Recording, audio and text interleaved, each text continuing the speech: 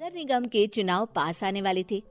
पूरे कानपुर शहर में टिकट को लेकर मारामारी शुरू थी, लेकिन सबसे ज्यादा चर्चा में वार्ड नंबर 40 की सीट थी। वो इसलिए क्योंकि इस बार वहां की सीट महिला के लिए आरक्षित थी। अब सवाल ये था कि चुनाव लड़ेगा कौन। इससे पहले ठाकुर साहब वहां से पार्षद थे और इस बार उन्होंने अपनी पत्नी सीमा ठाकुर को टिकट दिलवाई और ठाकुर साहब की शान के कारण सीमा जी ने 20,000 वोटों से चुनाव जीत लिया। अरे बधाई हो सीमा भाभी, अब तो आप वार्ड की पार्षद बन गई हैं। अब तो हमारे काम आप ही करवाएंगी। अरे ये तो सिर्फ नाम की पार्षद बनी है, वो तो महिला सीट आ गई, वरना पार्षद तो मुझे ही बनना था। अब भले ही चेहरा इसका होगा, लेकिन पावर तो मेरी ही होगी। अरे वाह भाई साहब, क्या दिमाग लगाया है आपने भी। आइए आप लोग, खाना लगा दिया है सबके लिए। सीमा जी पार्षद बन चुकी थी, फिर भी उनकी एक ना चलती। सारे काम ठाकुर साहब खुद ही संभाल लेते और जहां जरूरत पड़ती वहां सीमा जी का अंगूठा लगवा लेते। सीमा जी ज्यादा पढ़ी लिखी भी नहीं थी। एक दिन ठाकुर साहब और सीमा एक प्रोग्राम में जाते हैं।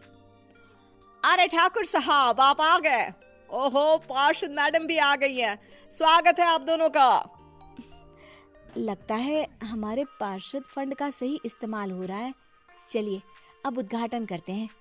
ये लीजिए ठाकुर साहब कैची, आप ही सबसे पहले प्रवेश कीजिए। सब लोग आगे निकल जाते हैं और सीमा जी पार्षद होने के बावजूद भी पीछे खड़ी रह जाती हैं। वो देखती हैं कि वेलकम बोर्ड पर उनका नाम है, लेकिन महिला होने के कारण कोई उनका सम्मान नहीं कर रहा। अगले दिन एक आदमी उनके घर आता है। अरे ठाकुर साहब नमस्कार। कल ना हम नोटिस किए कि हमारा घर तो अवैध है और नगर निगम वाले उसे तोड़ने आ रहे हैं। अरे कुछ कीजिए ना ठाकुर साहब। देखो भाई, मैं तो ज्यादा कुछ कर नहीं सकता, पर अगर तुम सबकी जेब गर्म कर दो तो कुछ हो सकता है। कुल मिलाकर 4 लाख लगेंगे। अरे 4 लाख ठाकुर साहब? अरे भाई, मैं अपने लिए नहीं मांग रहा हूँ। दरोगा है, इंजीनियर बाबू है, बड़े साहब है, सबको देना पड़ता है ना थोड़ा थोड़ा। बोलो है मंजूर? तभी वहां अचानक सीमा जी आ जाती हैं। अरे ये आप क्या कर रहे हैं? पहले इन्हीं लोगों से तो आपने वोट मांगे, अब इनसे ही पैसे ले रहे हो। अरे चुप रहो तुम, तुम्हारा काम है सिर्फ अंगूठा लगाना, तुम वही किया करो। मुझे दूसरे काम तुम मत सिखाओ, समझी? और तुम ना जाओ, अब पैसे लेकर आओ, वरना जेसीबी किसी भी वक्त आती होगी। सब कुछ ऐसे ही चलते रहता है। एक दिन सीमा जी और ठाकुर साहब को एक लोकल मीटिंग में बुलाया जाता है। वहां पर कई और अधिकारी लोग भी मौजूद रहते हैं। अब मैं चाहूंगा कि ठाकुर साहब हमारे बीच 2 शब्द कहें। मेरे प्यारे भाइयों और बहनों, आज मेरा सौभाग्य है कि मैं आप सबकी सेवा दिन रात कर पा रहा हूँ। आपने मेरी पत्नी को भारी मतों से जिताया है, इसलिए मैं आप सभी का शुक्रगुजार हूँ। मैं आप सबसे वादा करता हूँ कि हमेशा की तरह हमारे वार्ड में किसी को कोई तकलीफ नहीं आने दूंगा। सभी लोग तालियां बजाने लगते हैं।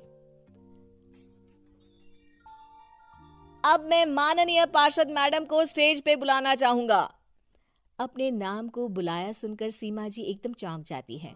उन्हें बिल्कुल उम्मीद नहीं थी कि इतनी बड़ी जगह उन्हें मंच पर बुलाया जाएगा। जैसे तैसे वो मंच पर चढ़ती हैं। ऊपर जाते ही सीमा जी को सारी पुरानी बातें याद आ जाती हैं कि किस तरह उनके पति उन्हें कभी भी आगे बढ़ने नहीं देते और उनके नाम से गलत काम करते हैं। वो बोलने लगती हैं, मैं आपके वार्ड की पार्षद सीमा हूँ। आप में से बहुत कम लोग ही मुझे जानते होंगे, क्योंकि इससे पहले मुझे कभी ऐसा मौका ही नहीं मिला। सारे मौके मेरे पार्षद पति यानी आपके ठाकुर साहब ही लेते रहे, लेकिन आज ये मौका मुझे मिला है तो मैं इसे ऐसे ही नहीं जाने दूंगी। मैं आपको ये बताना चाहती हूँ कि आपके ठाकुर साहब मेरे नाम की आड़ में गैर कानूनी काम करते हैं, जिस पर अंगूठों के निशान मेरे होते थे। इसीलिए मैं अपनी गलती मानती हूँ और आज अपने पद से इस्तीफा देती हूँ, ताकि आगे से कोई गलत काम ना हो पाए। अब फैसला आप सबके हाथ में है कि आप हमें क्या सजा देना चाहते हैं। सीमा जी की बातें सुनकर ठाकुर साहब के चेहरे का रंग उड़ जाता है और वो शर्म से मुंह नीचा करके वहां से चले जाते हैं और पद से इस्तीफा देकर ही सही सीमा जी अपने आप में आत्मविश्वास महसूस करती हैं।